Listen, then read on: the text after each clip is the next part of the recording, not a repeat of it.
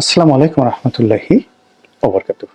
সম্মানিত দর্শক, সেনাবাহিনীর প্রধান জেনারেল ওয়াকারুজ্জামান অতি সম্প্রতি একটি বক্তব্য দিয়েছেন এবং তার সেই বক্তব্যটি রীতিমতো ভাইরাল।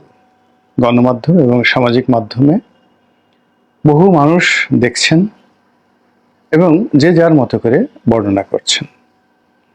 এবং তার সেই বক্তব্যের সময় তার বডি ল্যাঙ্গুয়েজ, তারপর তার মুখভঙ্গি এবং তার শব্দচয়ন এবং একই সঙ্গে সেই বক্তব্যের মাধ্যমে তিনি যে বিষয়গুলো তুলে আনার চেষ্টা করেছেন, আমি আমার ক্ষুদ্র বুদ্ধি মতো সেই বিষয়গুলো খুব সংক্ষেপে আপনাদের সামনে তুলে ধরার চেষ্টা করব। আমি যতটুকু বুঝেছি তাতে মনে হয়েছে যে সেনাবাহিনীর প্রধান জেনারেল ওয়াকারুজ্জামান বর্তমানের যে সার্বিক পরিস্থিতি, এই পরিস্থিতির বেহাল দশা রাজনীতিতে, বেহাল দশা অর্থনীতিতে, বেহাল দশা সমাজের শৃঙ্খলায় এবং বিশৃঙ্খলায়, সব কিছু নিয়ে তিনি ত্যক্ত এবং বিরক্ত। ২ নম্বর হলো যে তিনি বারবার একটি কথা বলার চেষ্টা করছেন যে তার অন্য কোনো লোভ লালসা নেই, আকাঙ্ক্ষা নেই। এই কথার দ্বারা তিনি বোঝাতে চেষ্টা করেছেন যে অনেকেই আমরা এই সামাজিক মাধ্যমে বিভিন্ন সময় বলে আসছি যে সেনাবাহিনী ক্ষমতা নিয়ে নেবে, সেনাবাহিনী ক্ষমতায় আসবে, দেশের যে অবস্থা সেই অবস্থায় সেনাবাহিনীর ক্ষমতা গ্রহণ ছাড়া কোনো অবস্থাতেই এই পরিস্থিতির উন্নয়ন ঘটানো সম্ভব নয়। সম্ভবত এই সকল প্রচার প্রোপাগান্ডার বিপরীতে তিনি বলার চেষ্টা করেছেন যে তিনি ক্ষমতালোভী নন, তার কোনো আকাঙ্ক্ষা নেই, আগ্রহ নেই এবং এই ধরনের কোনো প্ল্যান নেই।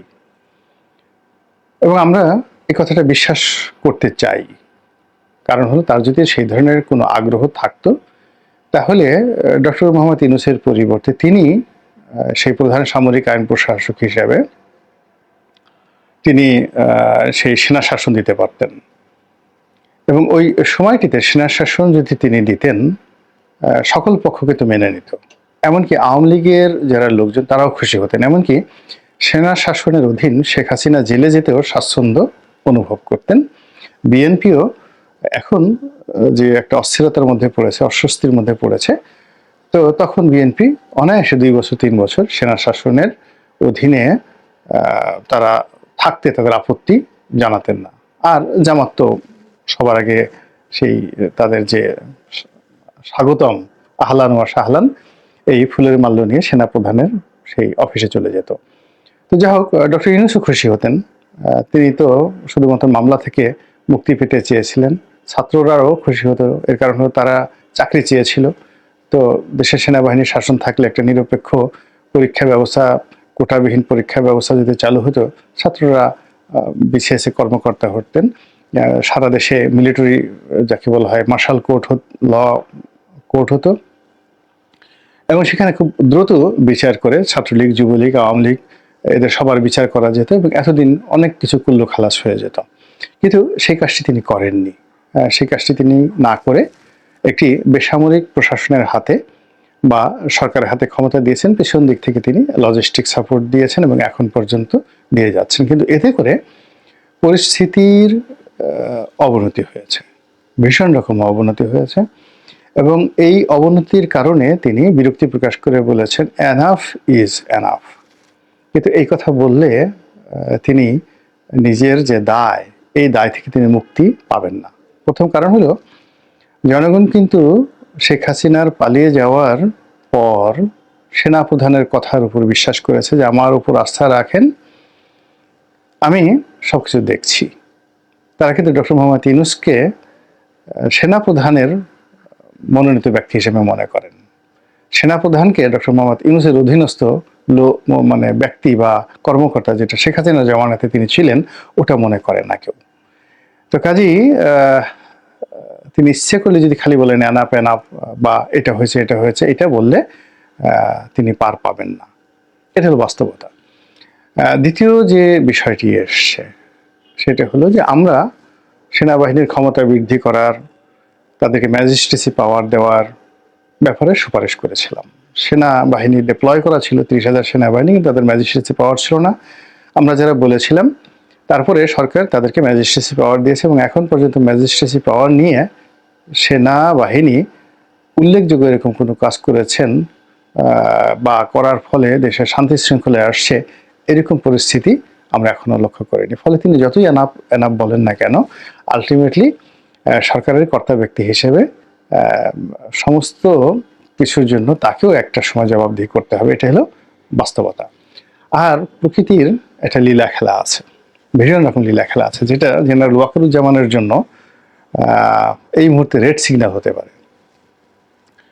সেটা হলো, যে মানুষ যা চায় না সে মানুষের পেছনে সেই জিনিসটি ঘুরতে থাকে, আর যারা যে জিনিসটি ব্যাপারে লালায়িত তারা কখনো সেই জিনিসগুলো পায় না। আমি ঠিক বেগম জিয়ার সেই 91-এর সরকার গঠন, শেখ হাসিনার জয়লাভ 1/11, তারপর 2008 সনে শেখ হাসিনার জয়লাভ, এরপরে বহু বহু মানুষের মন্ত্রী হওয়া থেকে শুরু করে মন্ত্রিত্ব হারানো, এখানে দেখেছি 99.99% কাজই প্রকৃতির আইন অনুযায়ী হয়েছে, কোনো তদবিরা হয়নি। আশ্চর্যজনক সব ঘটনা হয়েছে। কল্পনাও করতে পারিনি যে একটা মানুষ মন্ত্রী হবে, সে মন্ত্রী হয়ে গেছে। ইভেন ডক্টর মোহাম্মদ ইউনূস আজকের এই পর্যায়ে আসবেন, এখানে প্রকৃতি খেলে দিয়েছে।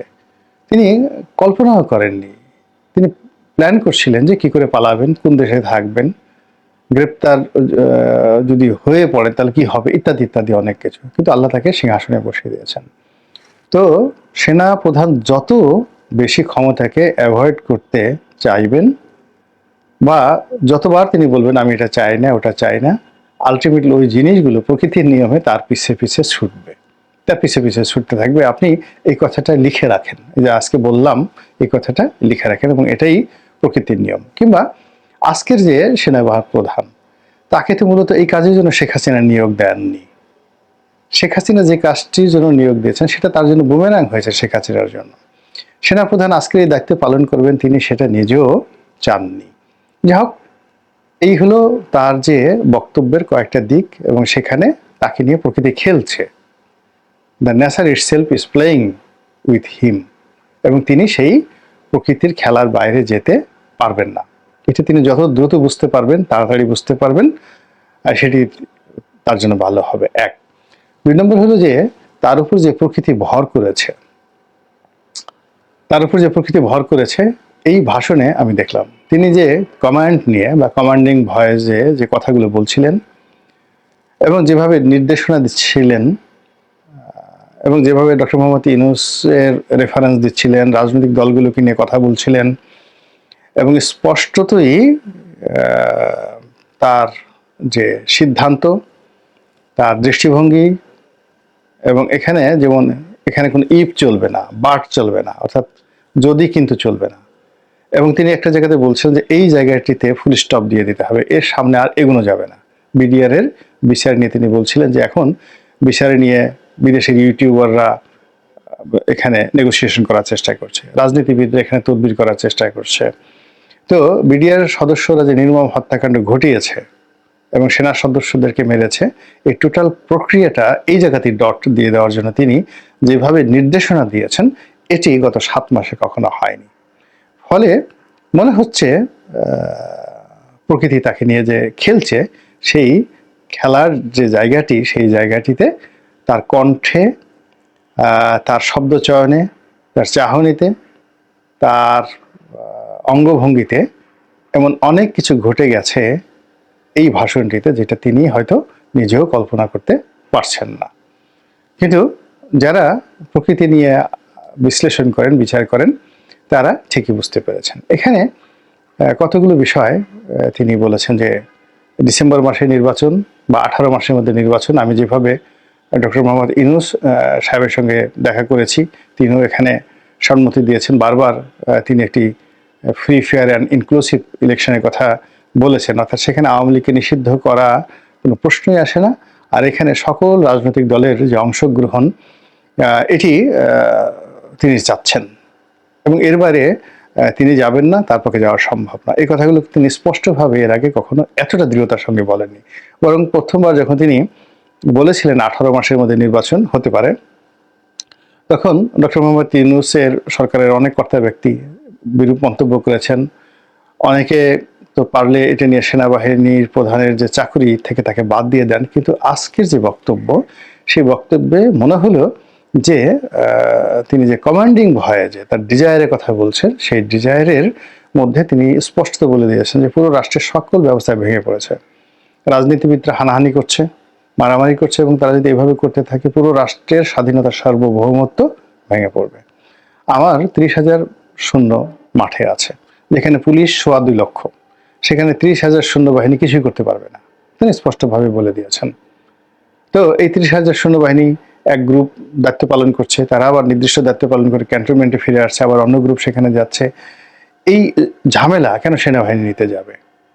এই ব্যাপারে তিনি তার যে বিরক্তি, তিনি কোনো রকম যাকে বলা হয় রাগ ঢাক না করে স্পষ্টতভাবেই রাজনৈতিক দলগুলোর প্রতি চ্যালেঞ্জ ছুড়ে দিয়েছেন। এবং এখানে নির্বাচন নিয়ে, রাজনৈতিক দলগুলোর মারামারি হানাহানি নিয়ে, আইন শৃঙ্খলা নিয়ে তিনি যে একেবারে অকপটে অনেক কথাগুলো বলেছেন। এবং কেন এই অপরাধ হচ্ছে, এই অপরাধ হওয়ার জন্য অপরাধীরা কেন এই সময়টিকে বেছে নিয়েছে, কেন এটাকে স্বর্গোদ্যান মনে করছে, অপরাধের স্বর্গ রাজ্য মনে করছে, সেটারও তিনি ইঙ্গিত দিয়েছেন যে আপনারা মারামারি করবেন, কাটাকাটি করবেন, নিজেরা চাঁদাবাজি করবেন, একে অপরের 14 গোষ্ঠী উদ্ধার করবেন। আর এই সময়টাতে ছিনতাইকারী, ডাকাত, রাহাজানি, ধর্ষক যারা রয়েছেন তারা আঙ্গুল চুষবেন, এটা হয় না। আইনের ভাষা এটা বলে না, অপরাধ বিজ্ঞানের ভাষা এটা বলে না। সে কথা তিনি স্পষ্টভাবে বলে দিয়েছেন। এবং স্পষ্টতই এই সময়টাতে বাংলাদেশের বিভিন্ন যে সকল আন্ডারওয়ার্ল্ডের কর্মকাণ্ড চলছে, সামাজিক মাধ্যম, গণমাধ্যম, তারপর বিদেশি চক্র, দেশি চক্র, রাজনৈতিক চক্র, অচক্র, কুচক্র, বিভিন্ন বুদ্ধিজীবী, তথাকথিত বুদ্ধিজীবী, তারপরে যাকে বলা হয় বিভিন্ন ধর্মের নাম ব্যবহারকারী বিভিন্ন ধর্মীয় বক্তা, ভণ্ড পীর, সবাই যার যার অবস্থা থেকে যে যেভাবে পারছে, ওয়াজ হোক, বক্তব্য হোক, গান হোক, বাজনা হোক, বিশৃঙ্খলা তৈরি করে ফেলেছে। তো এই বিশৃঙ্খলা যে তাকে উত্তেজিত করে ফেলেছে, এই বিশৃঙ্খলা যে তাকে কঠোর করে ফেলেছে, এই বিশৃঙ্খলা যে তাকে দৃঢ়তা দিয়েছে, এটা এই বক্তব্যে আমরা বুঝতে পারলাম। এবং তিনি যে সতর্কবার্তা দিয়েছেন, আমার ক্ষুদ্র অভিজ্ঞতা নিয়ে আমি বলতে পারি তার সেই সতর্কবাণী কেউ শুনবেন না।